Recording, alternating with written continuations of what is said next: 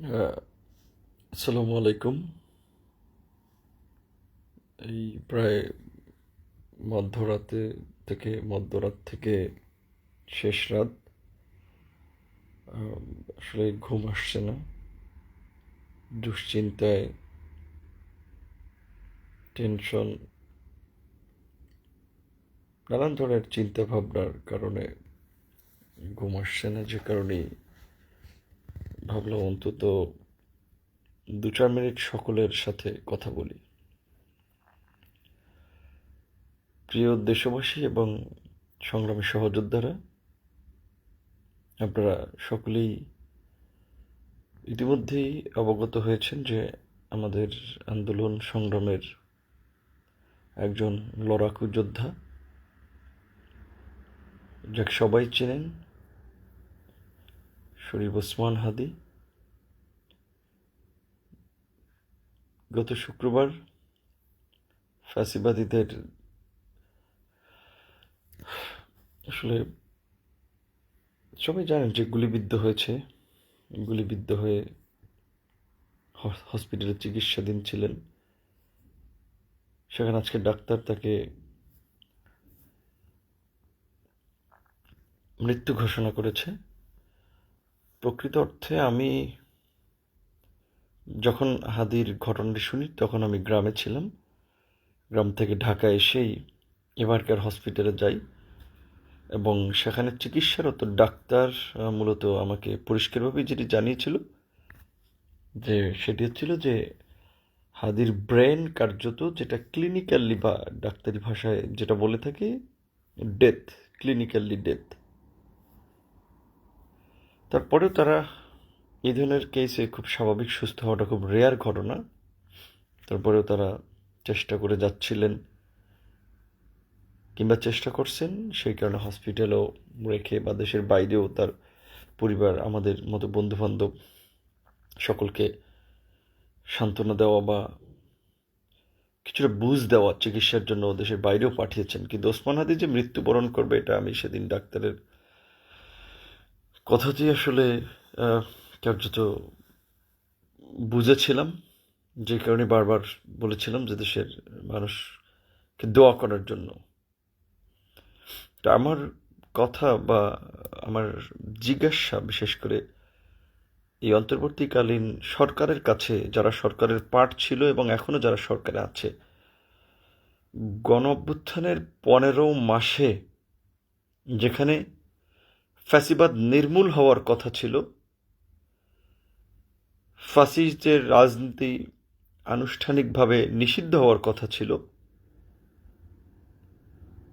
যেখানে জাতীয় ঐক্যের একটা সরকার হওয়ার কথা ছিল, বিশেষ করে জুলাই গণ অভ্যুত্থানের মধ্যে দিয়ে যে জাতীয় ঐক্য প্রতিষ্ঠিত হয়েছে বা যে রক্তাক্ত জুলাই আমাদেরকে একটা ঐক্যের জায়গায় নিয়ে এসেছিল, সেখানে 15 মাস পরে কেন হাদির মতো একজন বিপ্লবী তরুণকে জীবন দিতে হবে, গুলি খেতে হবে? কিংবা হাদির গুলিবিদ্ধ হওয়ার পাশাপাশি যদি আরও একটি ঘটনা বলি, যে আপনারা দেখেছেন গত 29শে অগস্ট গণ অধিকার পরিষদের কেন্দ্রীয় কার্যালয় পল্টনের আলরাজি কমপ্লেক্সের সামনেই আমি গুলিবিদ্ধ হয়েছিলাম। সরি, আমি আমার সহকর্মীরা বর্বরোচিত হামলার শিকার হয়েছিলাম। ওই পল্টনের আলরাজি কমপ্লেক্সের ওই সড়কের একটু সামনে, কয়েক কদম এগিয়ে, 1 মিনিট কিংবা 40 সেকেন্ড, 60 সেকেন্ডের হাঁটা, এই কালভার্ট রোড, এইখানেই ওসমান হাদি গুলিবিদ্ধ হয়েছিল। এবং 29শে অগস্ট সেখানে আমরাও, আমাকে সেদিন কিভাবে বর্বরোচিতভাবে আক্রমণ করেছিল আপনারা দেখেছিলেন। বিনা কারণে উস্কানি, বিনা কারণ কোনো ধরনের উস্কানি ছিল না। আমি হাত দিয়ে এইভাবে তাদেরকে ইশারা করার চেষ্টা করেছিলাম যে কি হয়েছিল। পুলিশ এবং সেনাবাহিনীর পোশাক পরিহিত দুর্বৃত্তরা প্রকাশ্য দিবালোকে বর্বরোচিত হামলা করলো আমার উপরে, আমার সহকর্মীদের উপরে। আজকে হাদির ঘটনায় যেভাবে প্রধান উপদেষ্টা ফেসবুকে লাইভে বা টেলিভিশনে প্রচার করেছেন, হয়তো জাতির উদ্দেশ্যে ভাষণ দিয়েছিলেন, যেভাবে হাদির পরিবারকে ডেকে এই যমুনায় সান্ত্বনা দিয়েছিলেন, ঘটনার বিচার হবে, চিকিৎসার খরচ সরকার বিয়ার করবে, এরকম আশ্বস্ত আমার পরিবারকেও করেছিল, আমার ওয়াইফকেও যমুনায় আমন্ত্রণ করে আশ্বস্ত করেছিল। কিন্তু চিকিৎসা নিতে গিয়েও বাইরে পাঠানোর ক্ষেত্রেও সরকারের যে তালবাহানা আমরা দেখেছি। প্রথমে আল্লাহ রাস্তের চিকিৎসা কোথায় পাওয়া যায়, দান খয়রাতের চিকিৎসা, সেটা খুঁজেছে, চীন অফার করেছে, সেখানে পাঠাতে চেয়েছিল। তারপরে পাঠানোর ক্ষেত্রে কি কালক্ষেপণ করেছিল সেটা তো দেখেছেন। যাই হোক, তারপরে আমরা বলেছি যে আপনারা না পারলে জানিয়ে দেন, আমরা আমাদের খরচের প্রয়োজনে সিঙ্গাপুর যাব। যাই হোক, আল্লাহ আমাদেরকে রক্ষা করেছে। কিন্তু আপনারা জানেন যে আমার নাকের ডান দিকে বাঁকা। আমি ডক্টর ইউনুস সাহেবকে যেদিন আমাদের জুলাই সনদ স্বাক্ষর হয়, সেদিন জাতীয় নেতৃবৃন্দের উপস্থিতিতে আমি বলেছিলাম যে শেখ হাসিনাকে আমরা ফ্যাসিস্ট বলি, সেই শেখ হাসিনার ফ্যাসিস্টের আমলে এইভাবে আইন শৃঙ্খলা বাহিনী, যাদেরকে আমরা বলি রাষ্ট্রীয় পোশাক পরিহিত বাহিনীর দ্বারা এইভাবে আক্রমণের শিকার হই নেই। তো আপনার সরকারের সময় আমরা হয়েছি। তারপরে মাঝখানে ভুটানের প্রেসিডেন্ট না প্রধানমন্ত্রী আসলো, সেই ডিনার প্রোগ্রামেও ইন্টারকন্টিনেন্টালে বলেছিলাম যে আপনার গঠিত তদন্ত কমিটি, আপনি যে 30 কার্যদিবসের সময় দিয়েছিলেন 29 অগস্টের পরের ঘটনায়, অগস্টের পরে সেপ্টেম্বর চলে গিয়েছে, অক্টোবর চলে গেছে, নভেম্বর চলে গেছে, ডিসেম্বরও যায়, প্রায় 3.5 মাস হয়েছে। এখন পর্যন্ত আমরা সেই 29 অগস্টে পোশাক পরিহিত সেনাবাহিনীর পোশাক পরিহিত, পুলিশের পোশাক পরিহিত দুর্বৃত্তরা এবং দুর্বৃত্তদের সহযোগী যারা আপনারা দেখেছেন, বাঁশ দিয়ে ঘাই মেরেছে আমাদেরকে হত্যার জন্য, আমাকে হত্যা করার জন্য, এবং ওই পল্টনের কালভার্ট রোডেই হাদিকে গুলি করেছে। হাদিও থাকে, আপনারা জানেন যে রামপুরাতে, ওই যেই এলাকায়, আমি একই এলাকায় থাকি, জন্ম বরিশালের ওইদিকে, আমার একই জায়গায় জন্ম। স্বাভাবিকভাবেই সমুদ্রের তীরবর্তী বা নদীর তীরবর্তী মানুষেরা, দক্ষিণাঞ্চলের মানুষেরা একটু সাহসী হয়, সংগ্রামী হয়। ফেসিবাদের উত্তাল সময়ের পুরোটা সময় নিজের ঝুঁকি নিয়ে রক্তাক্ত হয়ে রাজপথের লড়াই সংগ্রাম করেছি। আজকে যে হাতে ধরে এই যে এখন লাইভে আসলাম, কষ্টে মনে হচ্ছিল শ্বাস নিতে পারছি না, শ্বাস করতে কষ্ট হচ্ছিল। অনেকক্ষণ ভেবে চিন্তে কথা বলবো, কি বলবো, কার কাছে বলবো। তো তারপরে হাতে ধরে একটু লাইভে কথা বলার জন্য, কষ্টটাকে হালকা করার জন্য আসলাম। যে এখন তো আর, আগে আপনারা জানেন আমার সোশ্যাল মিডিয়ার, বিশেষ করে এই পেজে যারা ছিলেন, আগে আপনারা প্রায় আমার লাইভ দেখতেন, কথা শুনতেন, ফ্যাসিবাদের বিরুদ্ধে সংগ্রামে মানুষকে উদ্বুদ্ধ করার প্রচেষ্টা দেখতেন। অগস্টের পরে তো আর ওইভাবে ফ্যাসিবাদ নাই, রাজপথের আন্দোলন সংগ্রাম নাই, যেই কারণে আমরা হয়তো ওইভাবে প্রতিবাদে খুব একটা দেখেন না, বা প্রতিবাদে নাই। তো আমি লক্ষ্য করেছি যে এর মধ্যে, যেটা আজকে এক ভাই বলেছিলেন, যে এই গণ অভ্যুত্থানের পরে আমরা অনেকগুলো হাদি পেতে পারতাম, অনেকে হাদি হতে পারতেন, কিন্তু হাদি হয়েছে একটি ছেলেই, একজন হাদি আমরা পেয়েছি। আর বাকিরা সুবিধাবাদী, ধান্দাবাজির জন্য আপনারা জুলাইকে বিক্রি করেছে, জুলাই বিক্রি করে উপদেষ্টা হয়েছে, সমন্বয়ক হয়েছে, মন্ত্রণালয় সচিবালয়ে ধান্দাবাজি করেছে, ডিসি অফিসে, এসপি অফিসে ধান্দাবাজি করেছে, নিজেদের এলাকায় নির্বাচনে আসন গুছিয়েছে। আর এই জুলাইকে তারা অনিরাপদ করেছে, যার কারণে আজকে জুলাই গণ অভ্যুত্থানের সহযোদ্ধা, বিপ্লবী সহযোদ্ধা হাদিকে গুলিবিদ্ধ হতে হয়েছে, আমাকে রক্তাক্ত হয়েছে, এবং জানি না সামনে আরো কে কিভাবে রক্তাক্ত হবে, কিভাবে আক্রমণের শিকার হবে, কে গুলিবিদ্ধ হবে। আপনারা হাদির অনেক বিপ্লবী বক্তব্য, সংগ্রামী বক্তব্য সোশ্যাল মিডিয়াতে এখন শুনছেন, পুরনো বক্তব্য ভাইরাল হচ্ছে, আলোচনায় আসছে, এবং আজকে অনেকের চেতনা উগরে পড়েছে। তারা সরকারে ছিলেন, সরকারে থাকতে ধান্দাবাজি করেছেন, দল করেছেন, চেতনার কথা বলে অন্যদেরকে সরকার থেকে মাইনাস করেছেন, রাজনীতি থেকে কোণঠাসা করেছেন। এখন আন্দোলনের ধান্দাবাজি করার চেষ্টা করছেন, আন্দোলনে আহ্বান করছেন, ডাক দিয়েছেন, ভাই আসেন বিপ্লবী সরকার করা লাগবে, জাতীয় সরকার করা লাগবে। তো যেদিন 5ই অগস্টের পরে আপনারা কেন জাতীয় সরকার করেন নাই, কেন বিপ্লবী সরকার করেন নাই? রাষ্ট্রপতিকে গালি দেন, চুপ্পু বলেন, মস্কারা করেন। তো এই চুপ্পুর অধীনে, রাষ্ট্রপতির অধীনে কেন আপনারা সেদিন শপথ নিয়েছিলেন? আপনারা এত বিপ্লবী লোক, এত সংগ্রামী লোক, সেদিন কেন বলেন নাই যে আমরা ফ্যাসিস্টের বড় খুঁটি শেখ হাসিনার মনোনীত রাষ্ট্রপতির অধীনে আমরা শপথ দিব না? সেটা কিন্তু বলেন নাই। বরঞ্চ আমাদের মতো সংগ্রামী যারা আপনাদেরকে তৈরি করেছিলাম, যাদের রক্তের উপরে ভর করে আপনারা, এই জুলাইয়ের উপরে ভর করে, জুলাই বিক্রি করে আপনারা উপদেষ্টা হয়েছিলেন, তারা আমাদেরকে চেনেন নাই। আমাদের সাথে একটু কথা বলার জন্য আপনাদের সময় হয় নাই। হাদি বলেছে, হাদির বক্তব্য দেখবেন পুরো, এখন অনেক বক্তব্য হাদি বলেছে যে জুলাইকে বিক্রি করেছে, কুক্ষিগত করেছে, জুলাইয়ের স্বপ্নকে নস্যাৎ করেছে। তো তারপরেও কিছু মানুষকে তো প্রতিবাদটা জারি রাখতে হবে। আমরা না হয় রাজনীতির বাইরে থেকে কিছু মানুষ সেই প্রতিবাদটা চালিয়ে গেলাম, সেই দায়িত্বটা চালিয়ে গেলাম। হাদি সেটা বলেছিল। তো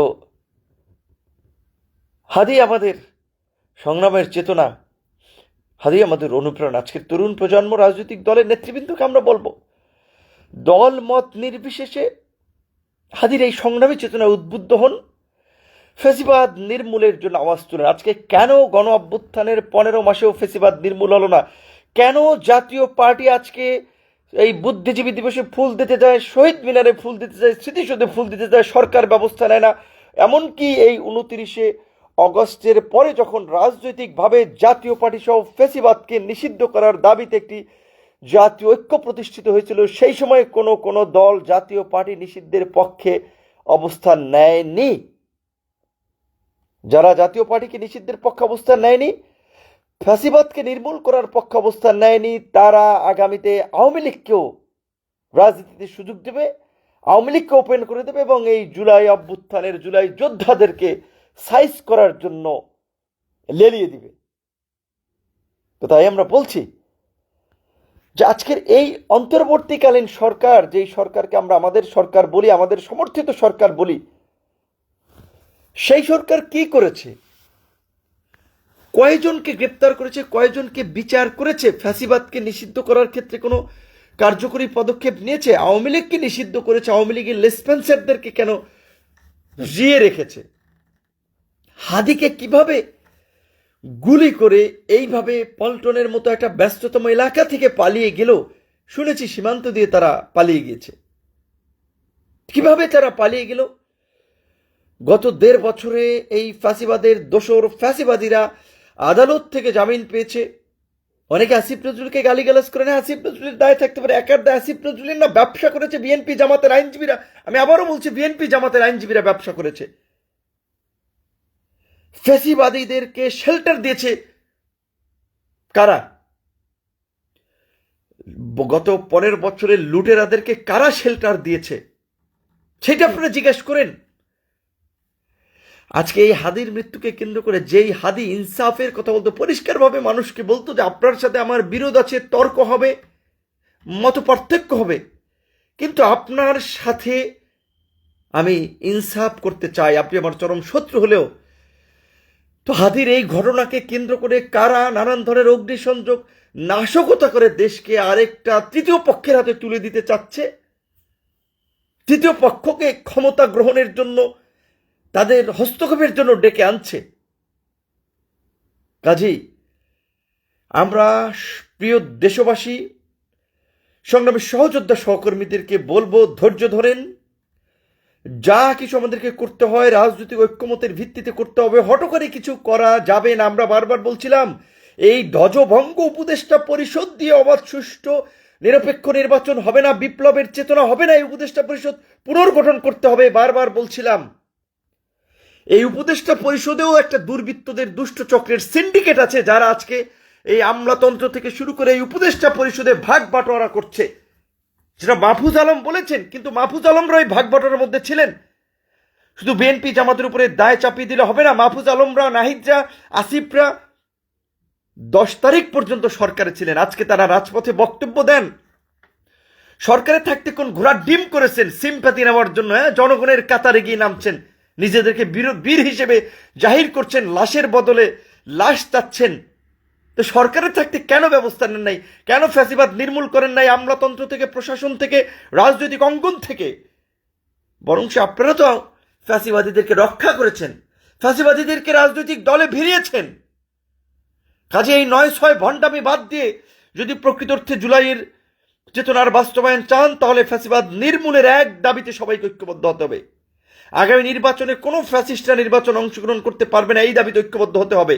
এই অন্তর্বর্তীকালীন সরকারের এই উপদেষ্টা পরিষদ দিয়ে একটা সুষ্ঠু নিরপেক্ষ নির্বাচন এবং জনগণের আস্থা ফিরিয়ে আনা এটি সম্ভব নয়। আমরা বারবার বলেছিলাম উপদেষ্টা পরিষদের পুনর্গঠন প্রয়োজন।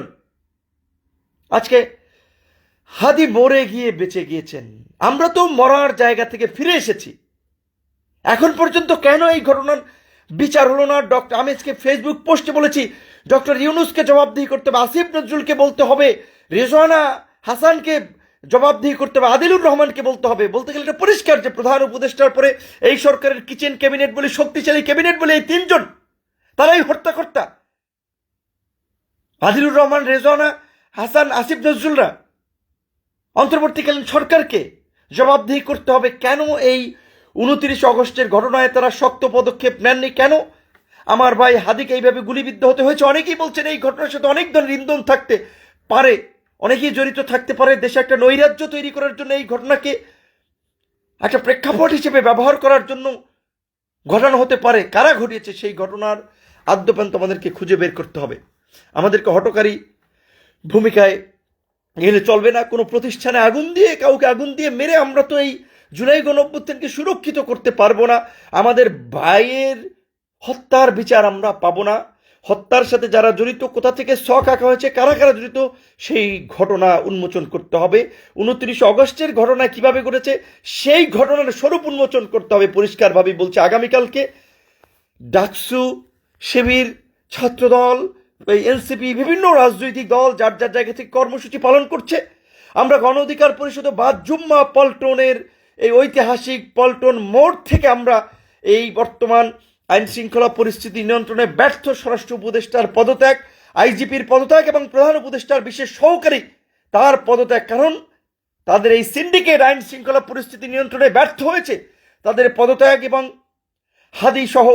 হাদির হত্যাকারী সহ 29 অগস্টের হামলায় জড়িতদেরকে বিচার, গ্রেপ্তার এবং ফ্যাসিবাদ নির্মূলের দাবি হচ্ছে এই মুহূর্তে আমাদের সকলের দাবি। এই দাবিতে আমরাও আগামীকাল যে শুক্রবার জুম্মার পরে ঐতিহাসিক পল্টন ময়দান থেকে, আমরা পল্টন মোড় থেকে আমরা গণমিছিল এবং বিক্ষোভের ডাক দিয়েছি।